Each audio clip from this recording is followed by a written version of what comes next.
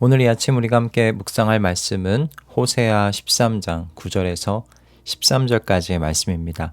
이 말씀 함께 읽고 오늘 이 아침 우리에게 주시는 하나님의 말씀의 은혜를 함께 나누도록 하겠습니다.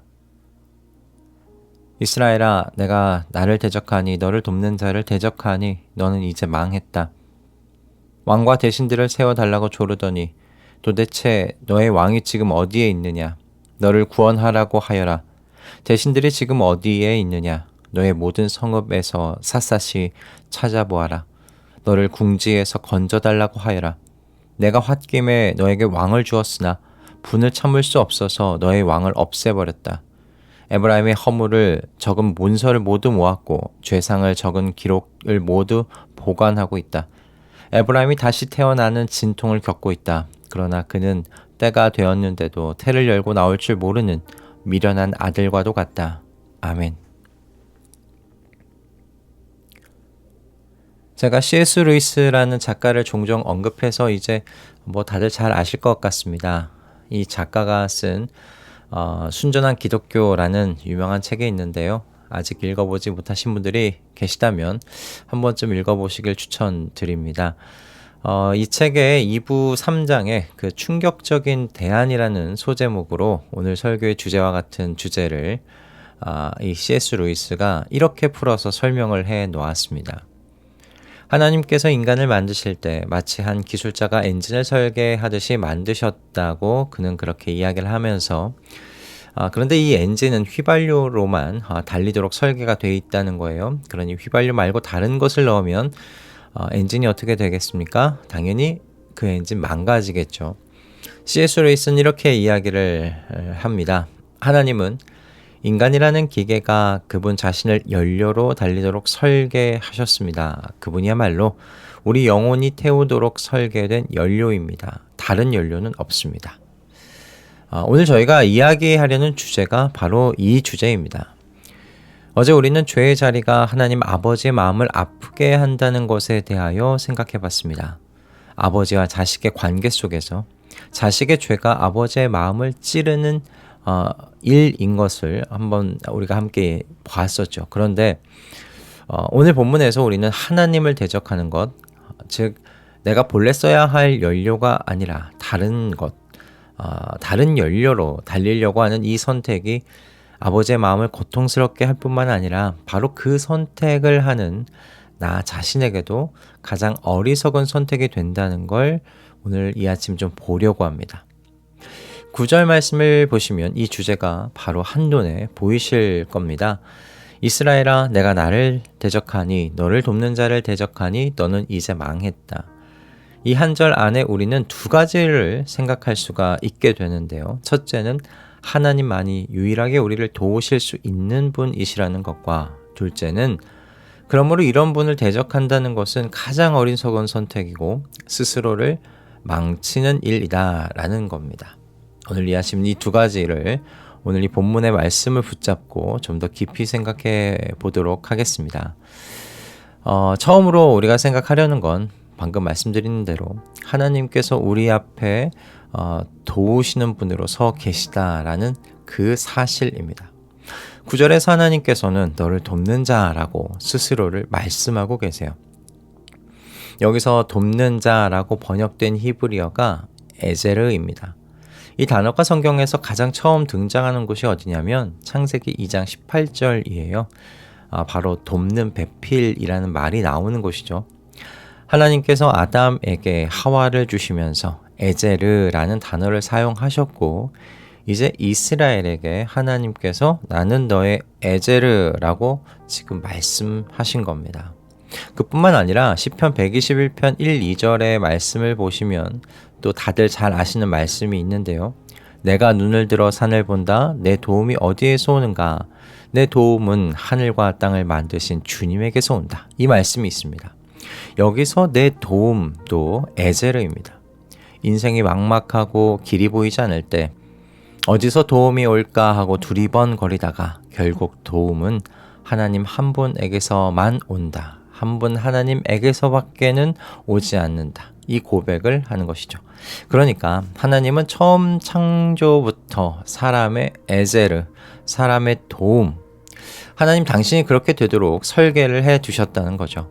사람은 처음부터 하나님 없이는 달릴 수 없게 창조되었다는 말씀입니다. 그런데 9절 본문을 보면 이 유일한 도움이신 하나님을 이스라엘이 어떻게 하고 있습니까? 대적하고 있다는 겁니다. 너를 돕는 자를 대적하니, 그래서 어떻게 되었습니까? 너는 이제 망했다라고 말씀하세요. 이 말의 원어를 보면 그 의미가 스스로 파멸을 초래했다라는 의미를 가집니다. 심판이 하나님께서 멀리 있는 어떤 것을 끌고 와서 이 이스라엘에게 던지신 것이 아니고요. 그 사람이 스스로, 이스라엘이 스스로 불러들인 것이다 라는 말씀입니다. 종교개혁자 칼빈은 그래서 이 구절을 주의하면서 이렇게 썼어요. 에브라임은 나의 은혜의 문을 스스로 걸어 잠그고 사악하게도 나의 은혜를 기피하여 미치지 못하게 하는 것이다. 그러니까 하나님은 여전히 에브라임을 향하여 에제르, 도움을 주시는 분으로 지금 서 계시다는 거죠. 하나님은 한 번도 은혜의 문, 도움의 문을 닫으신 적이 없으십니다. 그런데 죄가 그 문을 안에서 잠가버리는 행동이라는 거예요. 하나님이 안 도와주시는 것이 아니라 내가, 죄를 짓는 내가 도움의 문을 안에서 걸어 잠그는 것이다 라는 그런 의미입니다. 10절과 11절이 바로 에브라임이 역사적으로 보여준, 이스라엘이 역사적으로 보여준 바로 그 죄의 모습이죠. 이스라엘은 그들의 도움이신 하나님 대신에 누구를 달라고 했습니까? 왕을 달라고 했습니다. 사무엘 시대에 그렇게 했어요. 하나님은 이스라엘이 원하는 대로 그래서 왕을 주셨습니다. 그런데 그 왕이 지금 환란의 날에 이스라엘이 도움이 필요한 이때 어디에 있는가? 어디에도 없다고 지금 하나님께서 말씀하시는 거예요. 하나님의 도움, 에제르를 거절하고 선택한 왕은 결국 어디서도 구원을 가져다 주지 못했어요. 가져오지 못했어요. 여러분, 이것이 이 세상의 진실이다라는 겁니다. 그리고 우리 인생의 진실이고요. 에제르이신 하나님 외에는 진정한 도움이 될 수 있는 게 이 세상에 없습니다. 이스라엘의 역사가 우리에게 이 사실을 보여주고 있지요. 왕도, 권력도, 재물도, 사람도 궁극적으로 에제르가 될 수 없다는 거예요. C.S. 루이스의 비유로 우리가 잠시 좀 돌아가 보자면 그분 외에 다른 것들은 우리 엔진을 위한 연료가 아니라는 겁니다. 그러니까 잠깐 달리는 것처럼 보일 수는 있어도요. 결국 엔진은 망가지게 되는 것과 같은 거죠. 그런데 문제는 무엇이냐면 우리가 자꾸 이 잘못된 연료에 손이 간다는 겁니다. 왜요? 그것이 더 지혜로워 보이기 때문이에요. 그런데 말씀은 이 선택을 가장 어리석은 선택이라고 이야기합니다. 13절에 이런 비유가 나오죠. 에브라임이 다시 태어나는 진통을 겪고 있다. 그러나 그는 때가 되었는데도 태를 열고 나올 줄 모르는 미련한 아들과도 같다. 여러분, 이 비유를 한번 상상해 보십시오. 해산할 때가 되었어요. 산모가 고통 가운데 있고 이제 아기가 산도를 통과해서 세상에 나오기만 하면 됩니다. 이 산도를 통해 나오는 것만이 아기가 살고 또 산모도 사는 유일한 길이죠. 바로 그 길이 준비되어 있어요. 그런데 말씀이 말하는 바가 무엇입니까? 이 아이가 어리석게도 나오려 하지 않는다는 거예요. 나올 때가 되었고 문도 열렸고 그런데 나오려 하지 않고 버티고 있다는 겁니다. 결과가 무엇입니까? 산모도 죽고 아이 자신도 죽는 겁니다. 왜 나오지 않으려 할까? 두려울 수도 있을 거고요. 그 낯선 곳이 싫을 수도 있고 익숙한 곳에 더 머물고 싶어서일 수도 있을 겁니다. 산도를 지나가는 고통과 그 힘듦이 싫어서일 수도 있겠죠. 그러나 그 이유가 무엇이 되었든 본문은 그런 아이를 미련한 아들이라고 불러요. 히브리어로는 로하캄입니다. 지혜롭지 않은 자식이라는 뜻입니다.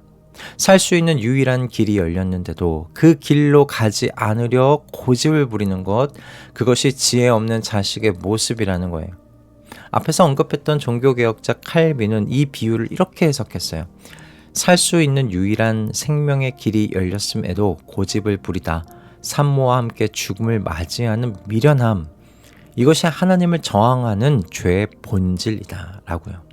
여러분, 오늘 본문이 저희에게 분명히 가르치는 건 죄는 단지 도덕적으로 나쁜 것만이 아니고 아버지의 마음을 아프게 하는 정도로 끝나는 것이 아니라는 겁니다. 죄는 사람이 할 수 있는 가장 어리석은 선택이라는 거예요. 유일한 에제르이신 도움이신 하나님을 대적하는 자리에 서는 건 해산의 문이 열렸는데도 나오지 않으려는 태아처럼 어리석은 자살 행위라는 것입니다. 아무리 그 선택이 자유롭고 익숙하고 편안해 보여도 그것은 결국 스스로를 죽이는 자기 파멸적인 선택이라는 말씀입니다. 앞에서 말씀드린 C.S. 루이스의 비유와 같이 잘못된 연료로 달리면 엔진은 고장나게 되어 있습니다. 그런데 이 엔진의 특별한 점은 뭐냐면 다시 본래의 연료로 돌아가면 엔진이 회복되고 다시 달릴 수 있다는 겁니다. 세상의 관점에서, 경험에서 도움이 되시는 하나님의 은혜 안으로 들어가는 것이 어리석어 보이는 결정처럼 보일 수 있어요. 그동안 성공해온 방식을 내려놓고 옳았다고 생각했던 것을 내려놓으며 단단히 붙들고 있던 것을 이제 하나님 앞에 내려놓는 일이기 때문입니다. 그래서 주변에서 보기에는 손해처럼 보일 수 있고요. 왜 그런 어리석은 결정과 자리에 앉으려고 하느냐는 그런 이야기를 들을 수도 있습니다. 그런 분위기에서 죄의 자리는 오히려 합리적으로 느껴질 수도 있어요. 그러나 오늘 본문은 저희에게 분명히 가르치지요. 세상 사람들이 어리석다고 할지라도 때를 따라 도우시는 유일한 에제르가 되시는 하나님의 은혜 안에 거하는 것이 가장 복된 지혜다라고 말입니다. 여러분, 하나님을 기쁘시게 해드리는 것이 손해를 보는 것처럼 보여도 결국 그것이 우리의 유일한 도움이신 하나님과 함께 달리는 여러분 유일한 길인 줄 믿으실 수 있기 바랍니다. 우리에게 다른 연료는 없고 다른 생명의 길도 여러분 없습니다. 오늘 이 아침 우리 마음에 나만이 너를 도울 수 있다고 하신 구절의 말씀을 새겨 놓으십시다. 오직 하나님만이 우리의 연료이시고 하나님의 은혜 안에 머무는 선택만이 가장 지혜로운 선택이라는 것을 마음에 새기시는 오늘 말씀 동행 모든 식구들 다 되시기를 주님의 이름으로 축복드립니다. 할렐루야. 기도하겠습니다. 주님, 이 아침에 죄의 자리를 선택하는 그것이 얼마나 어리석은 선택인지를 깨닫도록 가르쳐 주셔서 감사합니다. 저희의 유일한 에제르, 도움이신 하나님을 대적하는 선택은 해산할 때가 되었고 산도가 열렸음에도 나오지 않는 아이와 같은 어리석은 선택입니다. 저희의 유일한 도움이신 하나님께로 그 은혜의 자리에 머무는 가장 지혜로운 선택을 하는 저희 되도록 매일같이 우리와 함께 사시는 성령님을 통하여 지도하여 주시옵소서. 예수 그리스도의 이름으로 기도드립니다. 아멘.